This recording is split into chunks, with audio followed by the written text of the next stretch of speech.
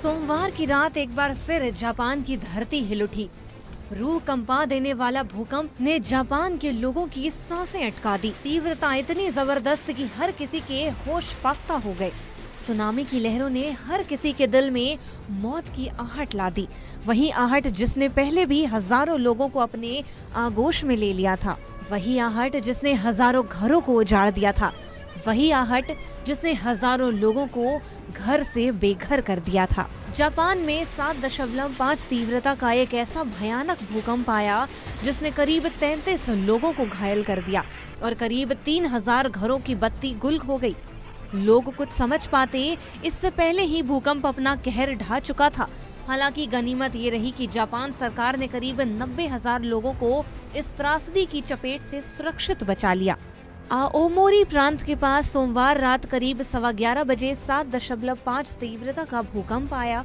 पहले इसकी तीव्रता 7.6 बताई गई थी, लेकिन बाद में इसे 7.5 तीव्रता का बताया गया। भूकंप का केंद्र जापान के तट से 70 किलोमीटर दूर समुद्र में 50 किलोमीटर की गहराई में था।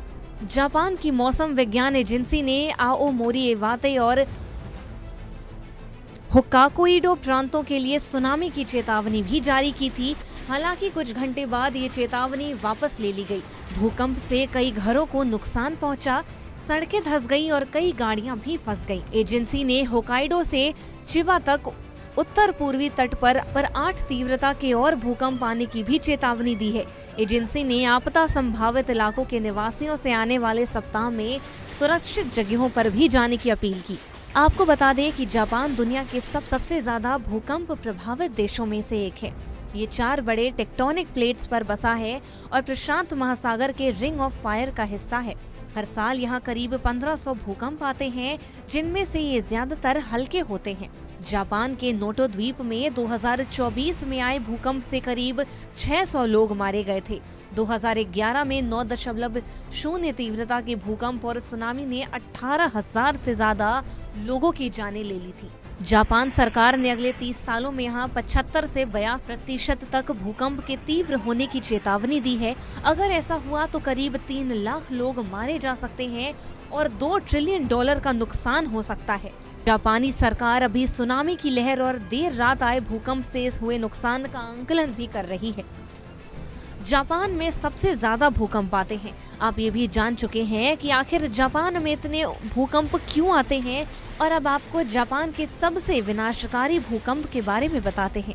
11 मार्च 2011 को 9 तीव्रता का भूकंप आया, जो आधुनिक इतिहास में सबसे खतरनाक भूकंप था, क्योंकि सुनामी की लहरें 133 फीट ऊंची उठी थी। 1 सितंबर 1923 को ओशियामा, थाईलैंड पर 7.9 तीव्रता का भूकंप आया था। ये भूकंप करीब 4 मिनट तक रहा था, जिसमें 1,43,000 लोगों की जान चली गई थी।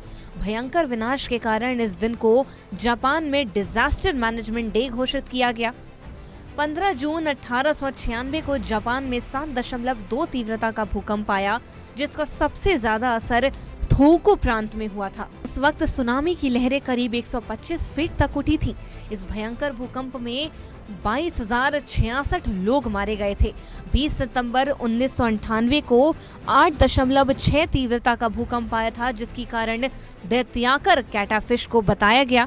भूकंप से करीब 31,000 लोगों की मौत हो गई थी।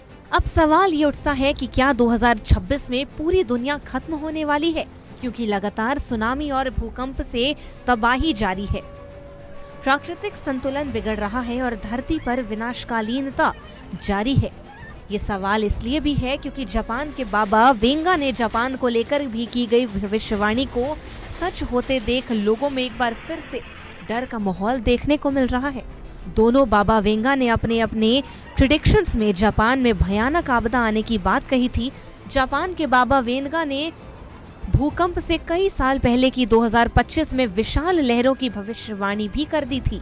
वहीं बुल्गारिया के बाबा वेंगा का दावा था कि साल 2025 के अंत में भयानक प्राकृतिक आपदा आने का अनुमान है।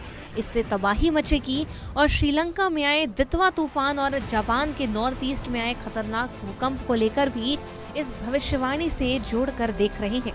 Bureau report, India news.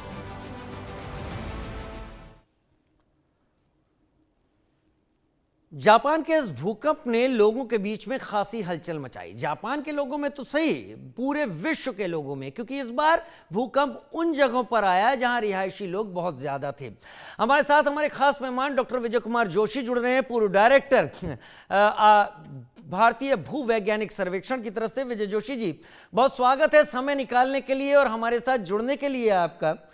लोग भूकंप के नाम से डरते हैं और डॉक्टर विजय कुमार जोशी उन शख्स उन लोगों में से हैं कि जब भूकंप आते हैं तो इनकी उत्सुकता जागती है धरती को और नजदीकी से अध्ययन करने की, धरती को और नजदीक से पहचानने की।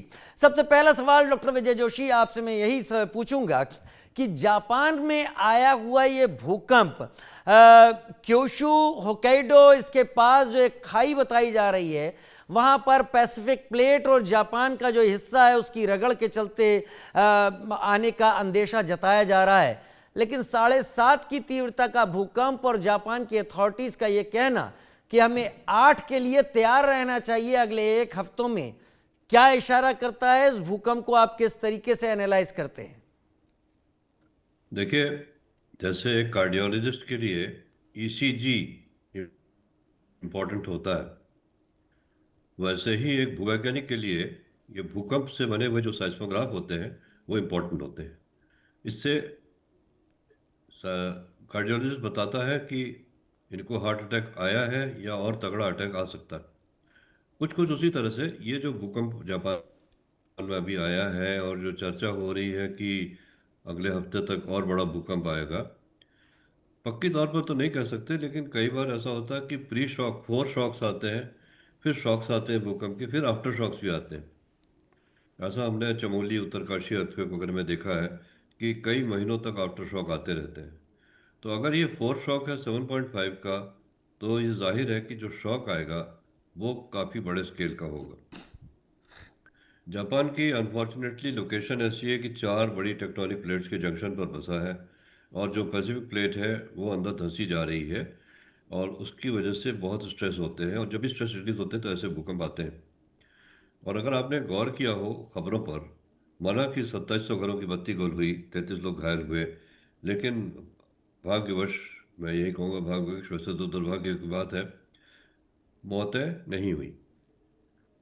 तो क्योंकि उन्होंने अपने घरों को ऐसा डिज़ाइन किया है कि अर्थक्वेक रेजिस्टेंट है और भूकंप से टूट के गिरते नहीं हैं। भूकंप से कोई मरता नहीं है, जो भी मौत होती है वो भूकंप से घर में दबने से होती है, घरों में दबने से होती है। साथ ही खबरों में यह भी देखा कि 1 लाख से ज़्यादा लोगों को इवैक्यूएट कराया गया, अपने घरों से हटाया गया। तो ये बहुत बड़ी बात है, एकदम से भूकंप आते ही 1 लाख से अधिक लोगों को इवैक्यूएट कराना कोई मामूली बात नहीं है। तो इस तरह की प्रिपेयर्डनेस वहाँ पर है डिज़ास्टर की, कि काबिल तारीफ़ है। चाहे वो लोग काफ़ी मुसीबत में होंगे बेचारे इस समय, लेकिन फिर भी मैं यही कहूँगा अंग्रेजी में जिसको कहते हैं हैट्स ऑफ टू देम। हमें ज़रूरत है इस तरह के भूकंपों के लिए तैयार रहने की अपने देश में भी। मैं मानता हूँ कि अपने देश में इतने अधिक भूकंप, इतने मात्रा में भूकंप शायद ना आए, क्योंकि जापान के मुकाबले में हमारी प्लेट्स की स्थिति थोड़ा भिन्न है, लेकिन फिर भी डिज़ास्टर तो डिज़ास्टर है। और भूकंप एक ऐसा डिज़ास्टर है जो बता के नहीं आता, कब आएगा कहाँ आएगा मालूम नहीं। और अभी आपने रिसेंटली पढ़ा होगा कि जो हमारा अर्थक्वेक जोनेशन मैप है भारत का, वो अपग्रेड किया गया है। तो उत्तराखंड के बहुत बड़े हिस्से जो हैं, सारे ही उत्तराखंड जो है वो, उत्तराखंड के सारे ही हिमालय जो है वो जोन 6 में आ गया है, यानी कि अगर भूकंप आया तो बहुत ज़बरदस्त तबाही होगी। तो जापान से हमको नसीहत लेनी चाहिए कि ऐसे भयंकर भूकंपों के लिए भी वो तैयार है। तो क्या हम ऐसे या इससे थोड़े कम भूकंप जो कि बहुत डैमेज कर सकते हैं, क्या हम उनके लिए तैयार हैं कि नहीं, ये सोचने की बात है। वाकई आप कह रहे हैं हम इसके लिए तैयार हैं कि नहीं तैयार हैं।